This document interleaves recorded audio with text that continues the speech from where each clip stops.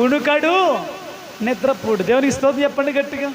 చాలామందికి మంచి మంచి డౌట్లు వస్తూ ఉంటాయి. ఒక ఆయన అన్నాడంట పాస్టర్ గారండి మరి బైబిల్ ఎలా ఉంది కదా, ఇశ్రాయేలు కాపాడువాడు కునుకడు నిద్రపోడు అని ఉంది కదా, మరి దేవుడు ఒకవేళ పడుకుంటే ఇటంటే వీడికి డౌట్ ఏమొచ్చిందంట, దేవుడు ఒకవేళ పడుకుంటే, అప్పుడు పాస్టర్ గారు దేవుడు పడుకుంటే నువ్వు కూడా పడుకుంటావురా సమాధిలో అన్నాడండి. దేవునికి స్తోత్రం చెప్పండి గట్టిగా.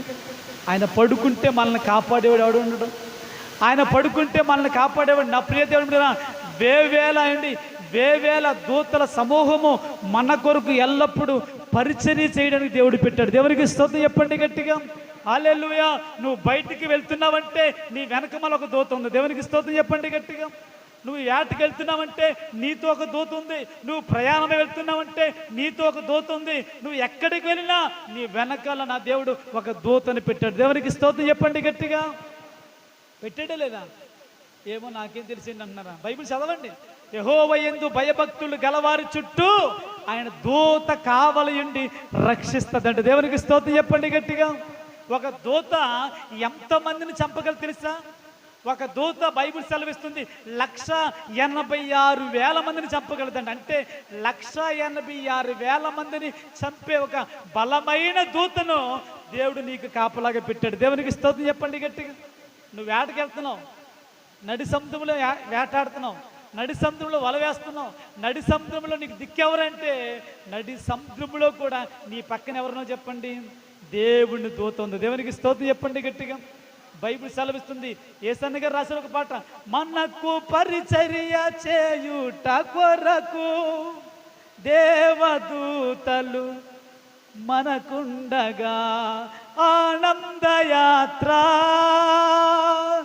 ఇది ఆత్మీయ యాత్ర, యేసుతో నూతన యెరూషలేము యాత్ర, మనం యేసుతో నూతన యెరూషలేము యాత్ర.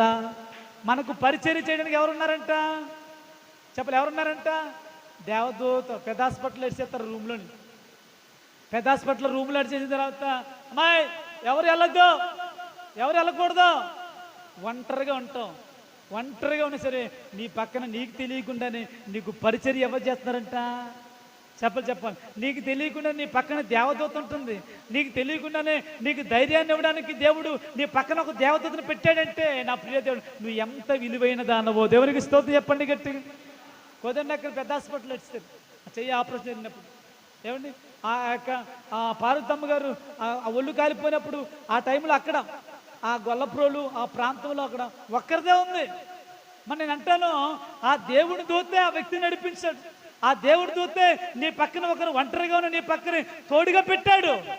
మనం అనుకుంటాము నాకు ఎవరుంటారు, మనం అనుకుంటాం నాకు ఎవరు దిక్కు, నేను ఎవరు లేని దాన్ని కదా, నేను అందరూ ఉన్నా నేను ఒంటరిదాన్ని కదా అనుకుంటాం. నేను అంటాను, నువ్వు ఒంటరిదానివి కాదు నా ప్రియ దేవుని బిడ్డ. నీ పక్కన 186,000 మందితో యుద్ధం చేసే ఒక దేవదూత ఉంది. గుడి చెప్పట్లు గట్టిగా. హల్లెలూయా.